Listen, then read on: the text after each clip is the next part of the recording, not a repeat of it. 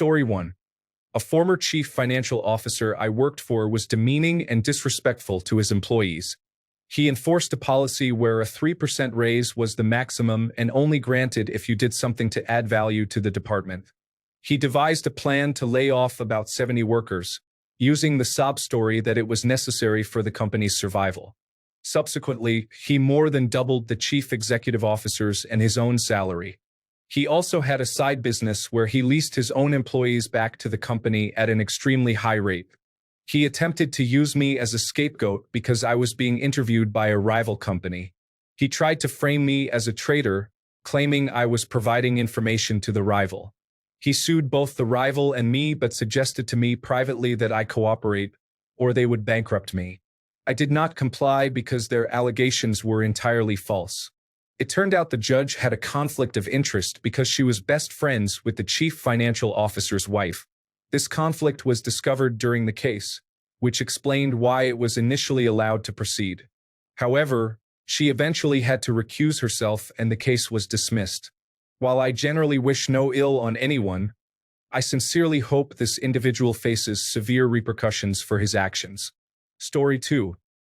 The worst person I ever met was a former boss who would belittle employees and take credit for their work.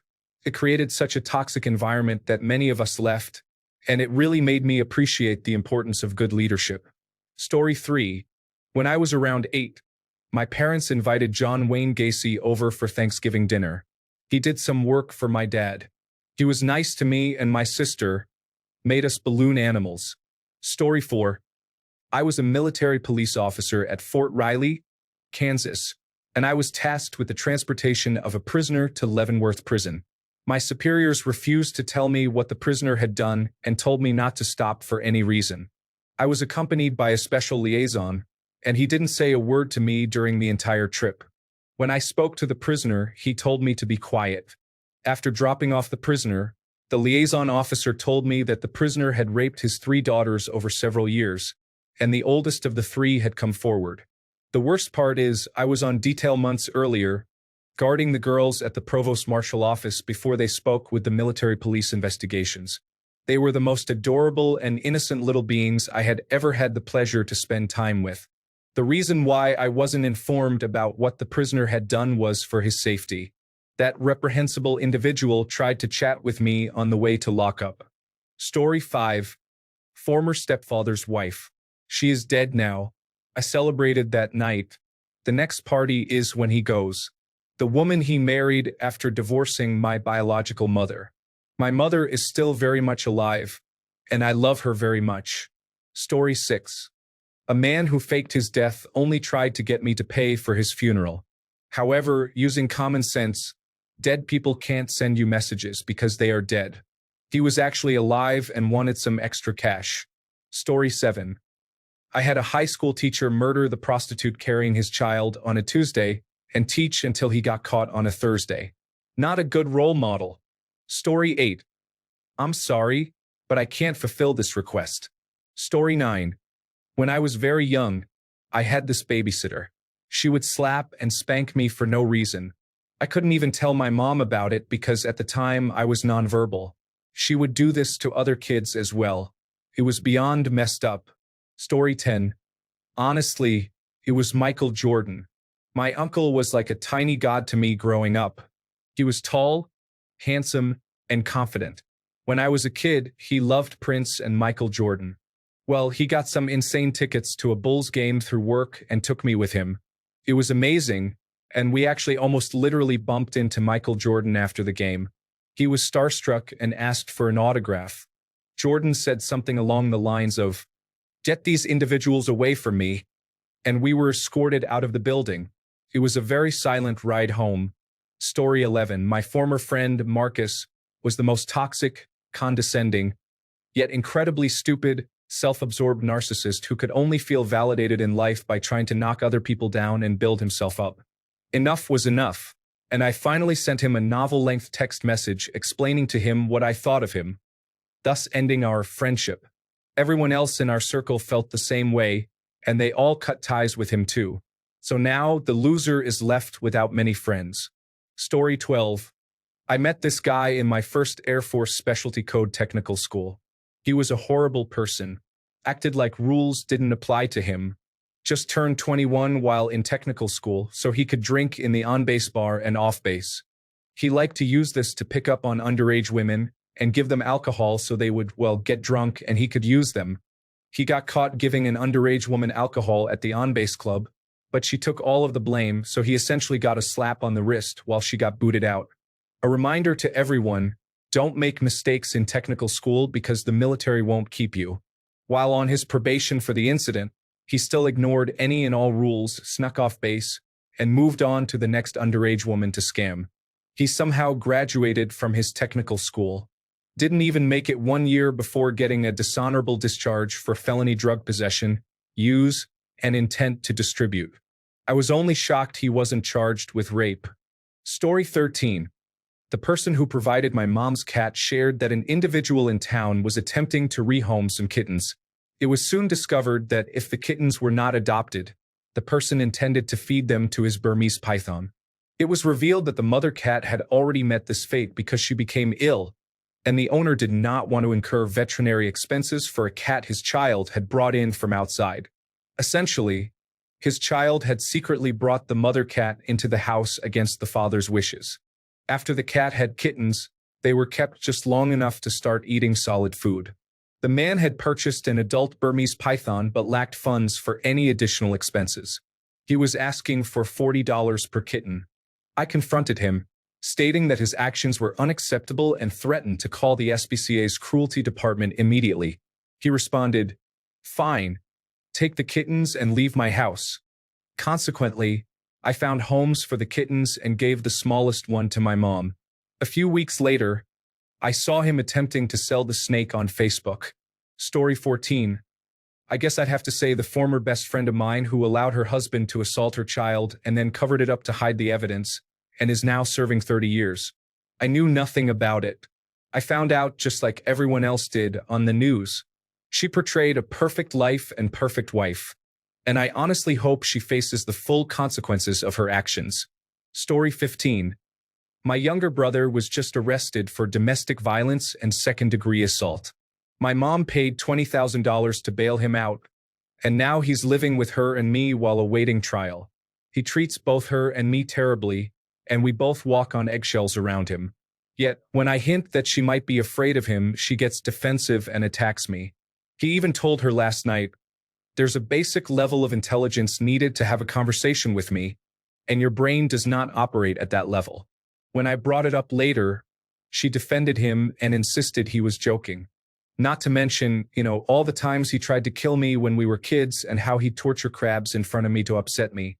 My mom's reasoning for why he's innocent of the domestic violence charges is, "I know my son, and he wouldn't do that." Story 16. My aunt had a miscarriage 7 months in. My uncle said that the baby will go to heaven, but that we would all be burning in hell for eternity for not accepting Jesus' love into our hearts. So we would never get to meet the baby. My uncle went to his deathbed angrily refusing to apologize because he said, "I will never apologize for speaking God's divine truth. I do not miss my uncle." Story 17. I was going to say myself, I've been feeling I'm at my lowest, but goodness, these other responses have me feeling a little less bad. A much-needed perspective. Story 18. My husband's ex-wife was emotionally and physically abusive and the most manipulative person I have ever met. He is a sweet, gentle, positive person, and has his kids convinced he is horrible and does not help them. His alimony and child support give her more income than his take-home pay. His kids and she are literally the only people in the world who think he is a horrible person. He is terminally ill, and she is on a campaign to isolate the kids from him. Everyone else loves and adores him. She is pure evil on earth. Story 19. I was imprisoned with a man who murdered his girlfriend, engaged in sexual activities with her deceased body, then disposed of it in the town lake. If you discussed the matter with him, he would make statements such as, "She deserved it. She was suicidal and depressed anyway. I did her a favor." And he would joke about the situation. This individual appeared completely rational until he discussed his crime. Story 20. So, one of the biggest businesses in the payday lending space is a company called Check Into Cash. They operate under a bunch of different names, but they're all owned by this one ridiculously rich guy named Alan Jones. He's probably worth about $500 million, maybe close to $1 billion, and in the early 2000s and possibly still today. He lived in Cleveland, Tennessee, where Check Into Cash was headquartered. At that time, I attended college in Cleveland and was a shift manager at the local Hollywood Video. Our policy at that time was to check ID on every single debit and credit card we were presented, as there had been some fraud issues. His son, a bleach blonde prep boy kind of guy, came in to rent movies and paid by card, so we asked for his ID. The card he wanted to use was his dad's, so we had to say no. He made a huge scene and stormed out. He did this 2 more times, and we put a warning on his account that he was required to pay cash. Then one day his dad came in. Now, I'm not from Cleveland, so I had no idea about this guy being probably the wealthiest man in the county. He was renting Kangaroo Jack or whatever, just the same as anybody else. I made the connection to his son, though, so I mentioned the situation where his son was trying to use his credit card without permission. His response was exactly what you'd have expected it to be, and I can remember it clear as day 20 years later. Do you know who I am? My son can buy anything he wants to in this store. I could buy this whole store. Don't you ever give him a hard time again. Do you hear me? I was simply stunned. I finished checking him out, then went back to the back and shook with rage for a good 10 minutes. The next day, the kid came in and rented a bunch of stuff, handed me the dad's card with the biggest grin you could possibly imagine, and flipped me off on the way out. At that point, I told my store manager what happened the next day, and we marked the whole family as banned from the store. She delivered that message via phone and hung up on him. I do believe the whole family never set foot in the store again, and clearly they didn't buy Hollywood Video since it collapsed a few years later. He made every cent of his money preying on poor Southern people like my family. And on top of that, and this is going to shock you, he's a massive bigot and misogynist. In a 2010 interview with the Huffington Post, when asked about the lack of diversity in his hometown of Cleveland, Jones allegedly said, "We have just enough African Americans to put together a decent basketball team, but not so many. The good people of Cleveland, Tennessee need to worry about crime. That's why I can leave my keys in the car with the door unlocked." He noted that many of his company managers and friends are African Americans. The article cited an anonymous source who claimed some company employees referred to a black man who shines shoes as the Little Chocolate Man, although no source for the comment was ever provided. Also in that interview, a former employee of Jones's company stated that Jones' barbershop was successful because of female barbers with large busts. Forget Alan Jones, forget Alan Jones's entire family, and forget the entire payday lending industry. Story 21. Does my ex-girlfriend count? She lied about being assaulted, so I wouldn't break up with her and kick her out of the house. Naturally, the truth came out and I indeed kicked her out. What happened to her after that? She now actually lives with the guy she had arrested for the made-up offense. Strange world we live in today. Story 22. Story time. Years ago, I went to my regular Dungeons & Dragons game on my friend's rooftop, and it turned out he had invited another guy to join the party just for one session. He lived overseas in Thailand and was just visiting but had played before back in the day. It turns out I recognized the guy from an expat bar frequented by the bad kind of expats. Ones who think they know everything, constantly criticize the country they now live in, etc. I ignored that aspect though. The guy might be decent.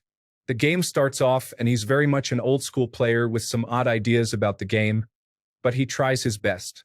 More or less a non-player character who'll get a more prominent role for one session. However, the afternoon wears on and he gets more and more drunk, starts getting a bit nasty, trying to start fights within the party, acting aggressively out of the game. It eventually gets too much and he's asked to leave after offending a couple of people. He doesn't argue and just goes. The guy who invited him apologizes, we shrug it off and get back to the game. Cut to several months later. The guy is arrested in Thailand for beating and killing his wife on the front porch of her parents' house. He kicked her to death because she didn't want to have sex with him. Cops found him sitting next to the body, smoking a cigarette and apologizing. Later, he got killed in jail. Some piece of work. Story 23. John Baker became the interim vice president and my supervisor at the college where I worked as an administrative assistant. A total narcissist and attention seeker, he couldn't string together 2 coherent sentences in writing. He made me do all his work and then criticized me publicly if I made a mistake, without providing any training. He supposedly has a PhD, but I researched his alma mater and it was a degree mill that awarded correspondence course degrees. He was terrible to me for a year, but I needed the job and it was an at-will position. The permanent replacement they hired was almost as bad. I finally reached my breaking point and left. Story 24. My late grandmother. She was just evil. Played the nice, sweet, doting grandmother to the world. But behind closed doors, she was vicious. From the first day I met her when I was 7, I was the bitch or the bastard in private. She'd constantly yell at my mom and me, set up obstacles on the stairs in hopes of tripping my mom. My mom had 7 discs gone from her spine and was a 3-time cancer survivor, and severely injuring her. She'd claw my arms raw with her perfectly manicured long fake nails if she thought I was disobedient. It goes on and only gets darker, going into great physical and verbal abuse. Stuff I'd rather not remember. Sadly, because of her act of the perfect grandmother to the world and being highly respected in the small-town community, meant no one ever took my mom or me seriously. This was before smartphones or camera phones at all. It was always, "That sweet old lady? You shouldn't make up lies about your grandmother like that," etc. If I tried showing an adult outside the family as proof, it was never taken seriously. My teachers actually tried talking to me one day, but she played it off that a dog or something did it or that I did it for attention, and the schools accepted it. So, I don't feel bad saying she's dead now, and I take great joy in dancing on her grave anytime I'm in the area. Judge me if you want, it's not going to change how I feel. If a person was a piece of work in life, I'm not going to dress it up just because she's gone.